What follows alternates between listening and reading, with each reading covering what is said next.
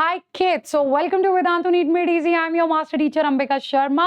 आज हम लोग बात करेंगे कि बोर्ड्स और नीट के सिलेबस को कैसे मैनेज किया जाए. तुम्हारा फेवरेट टॉपिक है ना, हमेशा यही पूछते रहते हो मैम कैसे करे, क्या करे, सिलेबस को कैसे मैनेज करे. अब मेरे बोर्ड्स आ गए, मेरी नीट की तैयारी छूट गई, what to do what not to do. So बच्चे, एक टाइम टेबल के साथ आज हम लोग सारी चीजों को डिस्कस करेंगे. सो ध्यान से देखना, स्टे ट्यून, और अच्छे से चीजों को सुनना, और वीडियो अच्छी लगे तो लाइक और शेयर जरूर करना. सो आप देखो, सबसे पहली बात हमने क्या कहा. अब ये बोर्ड और नीट, मुझे समझ में ही नहीं आता तुम लोगों ने इसका फोबिया क्यों बना रखा है. अपने आप एक चीज बताओ, क्या नीट और बोर्ड का सिलेबस सेम है? यू टेल मी, नीट और बोर्ड का सिलेबस सेम है? Somewhere yes. अगर मैं आप बात करूं, अगर मैं सीबीएसई के बच्चों की बात करूं, राइट, सो अब हमें तो पता है नीट के सिलेबस में इतना सा, नीट के सिलेबस में सब कुछ है, लेकिन अगर सीबीएसई टर्म 2 की बात करो तो इतना सा सिलेबस बचा है, कुछ एक चैप्टर्स ही तो बचे हैं. ऐसा तो नहीं है कि जितना नीट में आना है उतने का उतना सीबीएसई में आएगा. First point. अगर इसके अलावा मैं किसी भी और बोर्ड की बात करूं, स्टेट बोर्ड की बात करूं, इवन आईसीएसई की बात करूं, भाई सिलेबस ऑलमोस्ट सेम है.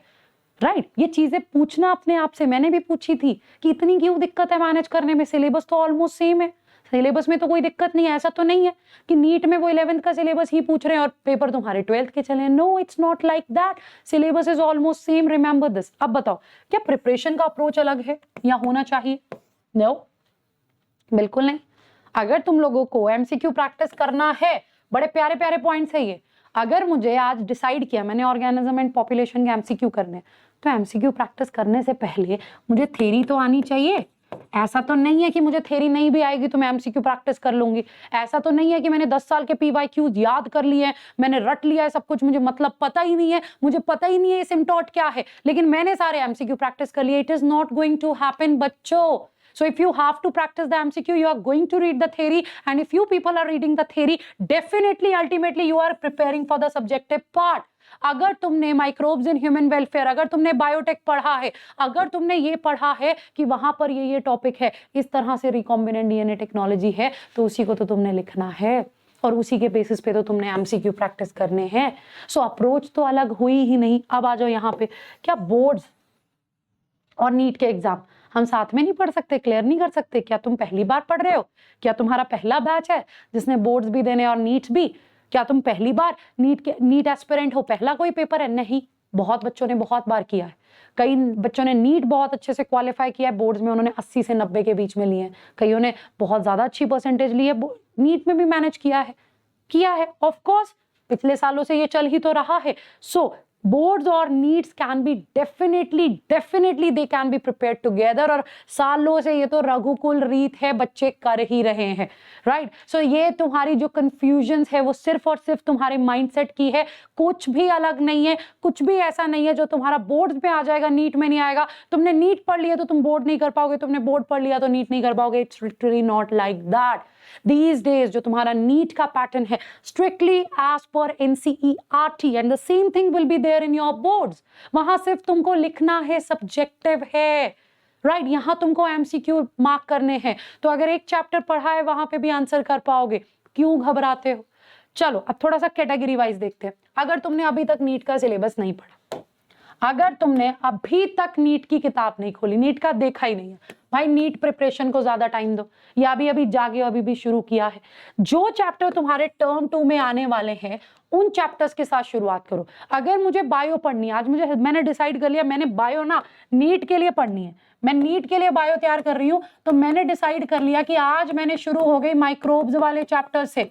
राइट, मैंने माइक्रोब्स इन ह्यूमन वेलफेयर कर लिया, कल मैंने ऑर्गेनिज्म एंड पॉपुलेशन को उठा लिया, मैंने बायोडाइवर्सिटी को पहले कर लिया, मैंने बायोटेक को उठा लिया, मैंने ह्यूमन हेल्थ एंड डिजीज को उठा लिया.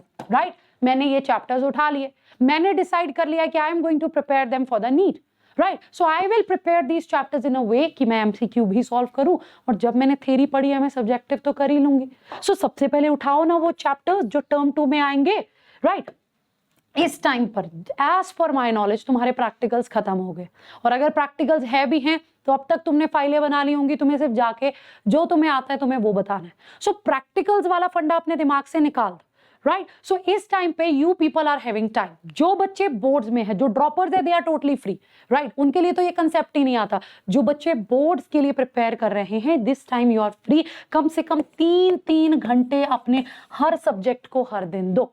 3-3 घंटे अपने हर सब्जेक्ट को दो। जब शॉर्ट नोट्स बनाओ छोटी छोटी रिवीजन के लिए, छोटे छोटे पॉइंट्स लिखो। जब तुम शॉर्ट नोट्स भी साथ में बनाओगे, तुम अपने सब्जेक्टिव पार्ट के लिए भी प्रिपेयर कर रहे हो बच्चे। Remember this thing. और यस, एमसीक्यू प्रैक्टिस मत छोड़ना। यू स्टिल हैव टाइम, मैं वो भी बताऊंगी। एमसीक्यू प्रैक्टिस मत छोड़ना। Do practice MCQ as much as you can. दिन में 3-3 घंटे कम से कम अपने हर सब्जेक्ट को दो। अब आ जाओ जिन बच्चों को लगता है कि हमने 40-50% सिलेबस कर लिया, अब क्या करें। देखो, तुम्हें मैं यही सजेस्ट करूंगी, तुम्हारे लिए मेरा डायरेक्ट सजेशन यही रहेगा कि तुम लोग क्या करो, तुम लोग 12th के सिलेबस को पकड़ लो और 12th के सिलेबस को जो टर्म 1 में था पहले उसको पकड़ो, फिर टर्म 2 वाला उठाओ। टर्म 1 वाले को रिवीजन के लिए उठा लो, राइट। तुम बोर्ड्स को भी इक्वल टाइम दो, तुम नीट को भी इक्वल टाइम दो। तुम एमसीक्यू प्रैक्टिस करो, तुम टर्म 2 के चैप्टर्स तो उठाओ, लेकिन आई विल सजेस्ट उससे पहले एक बार टर्म 1 को नजर मार लो, अगर तुमने कुछ हद तक सिलेबस किया हुआ है। सो 2 घंटे नीट के लिए, नीट के अकॉर्डिंग हर सब्जेक्ट को तैयारी करने के लिए दो। क्योंकि जब तुमने नीट के अकॉर्डिंग पढ़ा है, नीट को भी तुम टाइम दे रहे हो, तुम चैप्टर 12th के ही मार्क कर लो। ना जाओ 11th में, अगर 11th कंफ्यूज कर रहा है या टेंशन हो रही है, एंग्जाइटी हो रही है कि नहीं मैं 11th पढ़ रहा हूं तो मुझे लग रहा है 12th छूट रहा है, 12th के ही टॉपिक्स कर लो, 12th को ही अच्छे से तैयार कर लो। किसने रोका है? So this time you have this, actually this time you have, right, you can do this, you have to do this, you don't have any other option, तुमको करना पड़ेगा, राइट। सो इस टाइम पे अपने टाइम को इफेक्टिवली मैनेज करो। बैठो 2-2 घंटे नीट के अकॉर्डिंग तैयारी के लिए दो, फिर बोर्ड्स के लिए सिलेबस फाइनलाइज कर लो। इस दिन ये एग्जाम है, उसके अकॉर्डिंग टाइम डिवाइड करना है। एमसीक्यू प्रैक्टिस करो, राइट। रिवीजन साथ के साथ बोर्ड एग्जाम्स की होती रहेगी। और जिन बच्चों ने एक बार पूरा सिलेबस कंप्लीट कर लिया है, तुम बच्चे मैक्सिमम एमसीक्यूज करो, तुम एमसीक्यूज को मत छोड़ो। तुमने चैप्टर रिवाइज करना है, तुमने उठाई एनसीईआरटी, तुमने अपने नोट्स उठाए, तुमने एनसीईआरटी की एक बार पूरी की पूरी समरी पढ़ी, उस चैप्टर की अपने नोट्स देखे, डायग्राम्स देखी, तुम्हारा chapter done, MCQ practice, chapter done, MCQ practice, chapter done, MCQ practice. So तुम लोग कॉन्फिडेंट होगे और जितना तुम रिवाइज करोगे तभी तुम्हारा कॉन्फिडेंस और बूस्ट होगा, राइट। सो जैसे ही बोर्ड्स नियर बाय आए, बोर्ड्स पे ध्यान दो, उन चैप्टर्स की प्रैक्टिस डबल कर दो। उस टाइम पे एमसीक्यू प्रैक्टिस कंपैरेटिवली कम करके अच्छे से तैयारी कर लो, राइट। सो 2-2 घंटे बैठो नीट के लिए, एमसीक्यू प्रैक्टिस करो। अब तुम बोलोगे मैम कहना आसान है करना नहीं, आ जाओ यहाँ पे, कैलेंडर 2022 का है, ठीक है। ये है तुम्हारी टर्म 2 की डेट शीट, यही है टर्म 2 की डेट शीट। क्या कह रही है टर्म 2 की डेट शीट? कह रही है 7 मई को केमिस्ट्री है, ठीक है। आ जाओ यहाँ पर, ये काम जो मैं खुद करती थी पढ़ने टाइम ना, जब हम लोग पढ़ते थे, हम लोग ये काम करते थे, ये तुम्हारे लिए 7 मई को केमिस्ट्री है, यहाँ ये लिख लिया मैंने। ओहो सीरियसली, सैटरडे को तुम्हारी केमिस्ट्री है, आ जाओ यहाँ पे। फिर है 13 मई को इंग्लिश, ठीक है जी। 20 को है मेरा फिजिक्स का पेपर, उसके बाद 30 को है मेरा बायोलॉजी का पेपर। कई बच्चे कॉमन दोनों सब्जेक्ट चूज करते हैं। यहाँ है तुम्हारा मैथ्स का पेपर, ये मैंने मार्क कर लिया। महीना कौन सा चला है? मार्च। महीना कौन सा चला है? मार्च, ठीक है। रफली 20 तक भूल जाओ, हम संडे तक पढ़ाई नहीं करेंगे, हम संडे तक पढ़ाई नहीं करेंगे, हमारा संडे तो निकल गया। आ जाओ भाई, कहीं ना कहीं ये 10 दिन बचे हैं, ये पूरा एक महीना बचा है, 40 दिन है, ये 40 दिन है तुम्हारे पास, these 40 days are there। और यहाँ पे अगर मैं बोर्ड एग्जाम्स की बात करूं, मई के महीने में बोर्ड के एग्जाम्स का खौफ अगर तुम्हारा शुरू होगा, सो 1 से लेके 7 तक भी तो तुम्हारे पास टाइम है। ये जो 40 दिन है, अगर इन 40 दिन में तुम अपना नीट को भी फोकस करो, कैसे? तुम टर्म 2 के वो चैप्टर्स उठा लो जो नीट में आने हैं, उसकी ज्यादा प्रैक्टिस करो। लेकिन अगर तुमने, जैसा मैंने कहा, अगर तुमने 40-50% सिलेबस किया या तुमने कुछ भी नहीं किया है, जिन्होंने कुछ भी नहीं किया, सिर्फ टर्म 2 पे फोकस कर लो इस टाइम पे, इंडीड टर्म 2 पे फोकस कर लो। साथ में अगर तुम्हारा थोड़ा सा स्कोप बनता है, टर्म 1 के चैप्टर्स को उठा लो क्विक रिवीजन के लिए, क्योंकि तुमने टर्म 1 के लिए प्रिपेयर किया था। दूसरा, जिन्होंने 40-50% सिलेबस किया है, तुम्हारे पास 40 दिन है, 40 दिन है, नंबर ऑफ चैप्टर्स बहुत ज्यादा नहीं है। तुम अगर चाहो अपना पूरा 12th फिजिक्स और केमिस्ट्री और बायो, पूरा 12th इस 40 दिन में इतने अच्छे से कर सकते हो कि तुम्हें टेंशन की जरूरत खत्म हो जाएगी, टेंशन की रहेगी ही नहीं माइंड में, तुम्हें लगेगा ही नहीं कि तुमने कुछ छोड़ा है। अब आ जाओ बोर्ड्स पे, अगर तुम्हें बोर्ड्स की इक्वल टेंशन है, केमिस्ट्री का पेपर है, बैठ जाओ संडे 1 मई को केमिस्ट्री के लिए 1 से लेके 7 दिन तक। क्या केमिस्ट्री के उन चैप्टर्स को तुम अच्छे से नहीं कर पाओगे? क्या इन 7 दिनों में, आई एम प्रीटी श्योर एक बार तो तुमने एक बार चैप्टर देखा होगा, क्या 6 दिन, 7 भी नहीं 6 दिन कम है केमिस्ट्री के टर्म 2 के प्रिपरेशन के लिए? क्या 6 दिन कम है? Ask yourself this. अब 13 मई को इंग्लिश है, कितना टाइम आ गया बीच में, 5 दिन आ गए। छोड़ना मत इंग्लिश को, परसेंटेज गिराती है। मैं नहीं सजेस्ट करूंगी कि इंग्लिश को छोड़ देना, परसेंटेज गिराती है, बिल्कुल भी नहीं। इंग्लिश को पढ़ना, इंग्लिश को हर दिन पढ़ना। ये भी मत सोचना कि मैं लास्ट के 2 दिन में इंग्लिश पढ़ूंगा या पढ़ूंगी, नहीं। इंग्लिश परसेंटेज गिराता है तुम लोगों का। सो इंग्लिश को हर दिन पढ़ना, लेकिन पूरा दिन तुम इंग्लिश पढ़ोगे नहीं। बचे हुए टाइम पे अपनी फिजिक्स को जोर देना, राइट। अगला पेपर भी फिजिक्स का है। इस टाइम पीरियड पे अगर तुमने फिजिक्स के वो चैप्टर एक बार भी नहीं किए हैं तो वो वहां से शुरू करना। इस टाइम पीरियड में दिन में 3-3 घंटे रोज फिजिक्स को देना। अगर लगेगा बोर हो रहे हो, बायो के या केमिस्ट्री के एमसीक्यू सॉल्व करो, it's purely up to you. Physics को जरूर टाइम देना। फिजिक्स, केमिस्ट्री, बायोलॉजी तीनों सिलेक्शन करवाएंगी, एक नहीं। आ जाओ 14 से लेके 20 तक। बच्चे कितने दिन हो गए? 1 2 3 4 5 6 दिन बायो, भाई बहुत आराम से 6 दिन है बायो के लिए, 6 दिन। Human health and disease, microbes in human welfare, organism and population,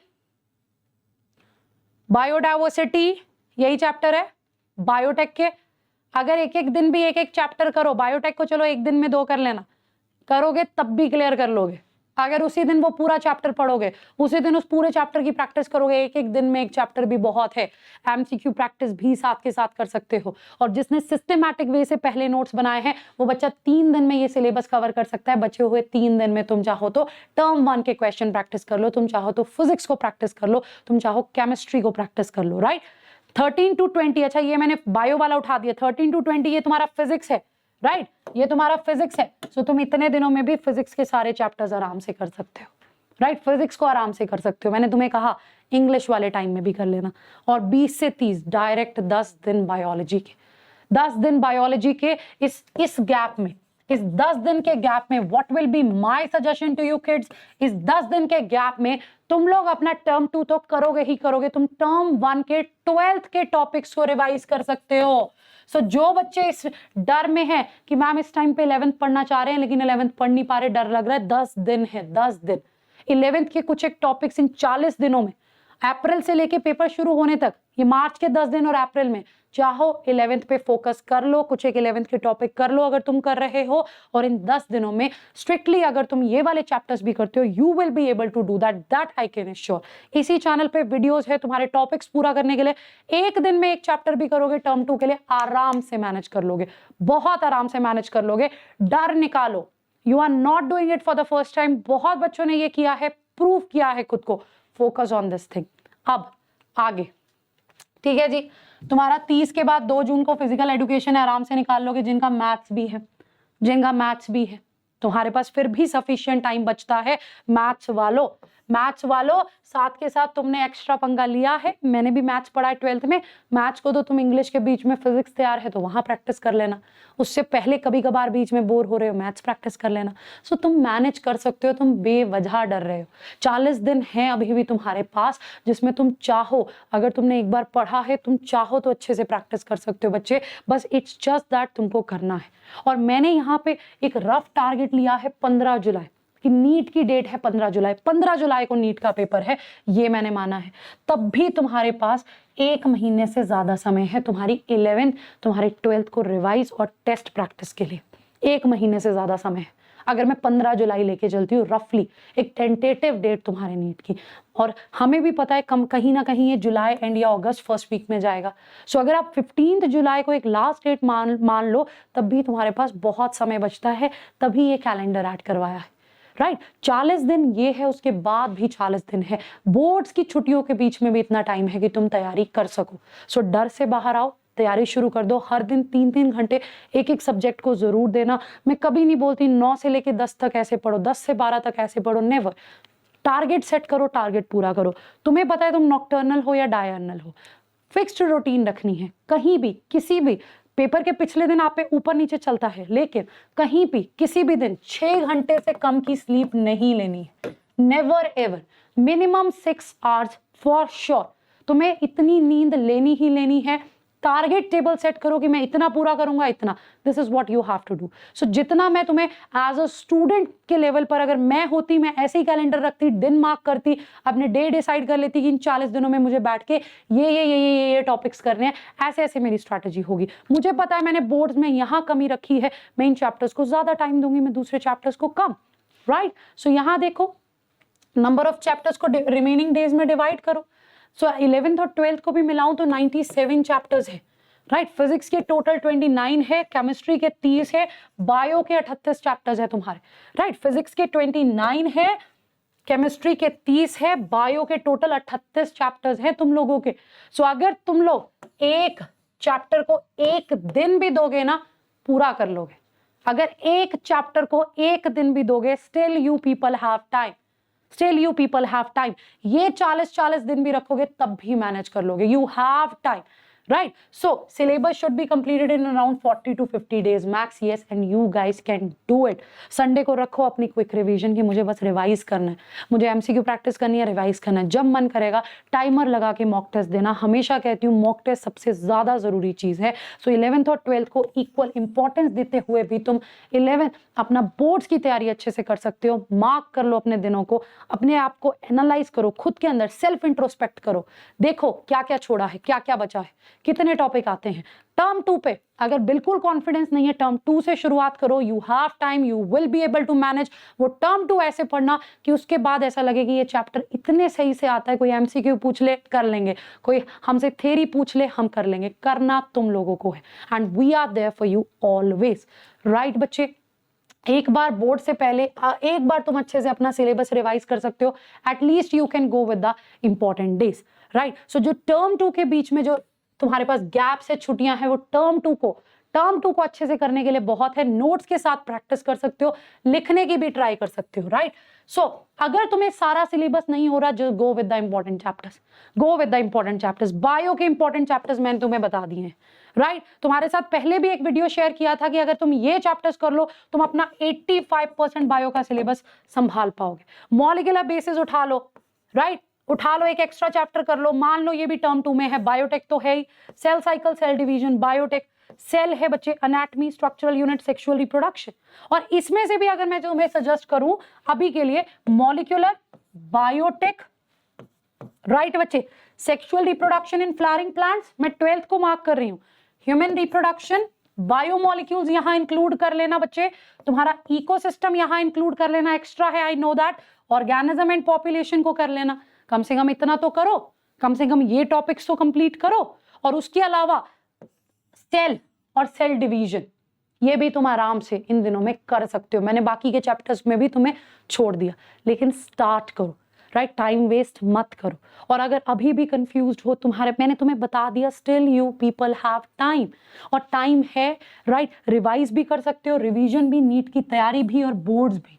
boards में बहुत छुट्टियां मिली हैं तुम्हें, दिल खोल के छुट्टियां मिली हैं, राइट। सो नया बैच 21 मार्च से शुरू हो रहा है, लेट मत करना बच्चों, जितनी जल्दी हो सके बैच ज्वाइन कर लेना। डिस्क्रिप्शन बॉक्स में लिंक दे रखा है, लिंक पे क्लिक करो, राइट। कूपन कोड लगाते हो अगर तुम सीधा मेरी क्लासेस में आओगे, बाकी के भी जो एडुकेटर्स हैं तुम्हें वही मिलेंगे, राइट। बहुत अच्छे से तुम्हारी तैयारी करवा रहे हैं, मेक श्योर कर रहे हैं कि तुम हर एक क्लास तुम्हारे लिए इतनी प्रोडक्टिव रहे कि वो चैप्टर सीधा तुम्हारे दिमाग में रहे, क्योंकि उसी क्लास में क्विज भी प्रैक्टिस होगा, मॉक टेस्ट भी है, असाइनमेंट्स भी हैं। सो अब बच्चे just get out of your comfort zone and start doing the things. सोचना बंद करो, आज डिसाइड कर लो कि बस मैंने सोच लिया इतने इतने दिन है, I am going to divide my days, मैं टारगेट वाइज डिवाइड करूंगा, and I am going to do that. This is what you have to do. So all the best, take care, we are always there with you. Description box में link दे रखा है, you can be the part of our batch, Karma batch, and trust me, you are not going to regret. You people will get the quality education, और इतना कम दाम, सिर्फ 1800 रुपए, right? So all the best, take care.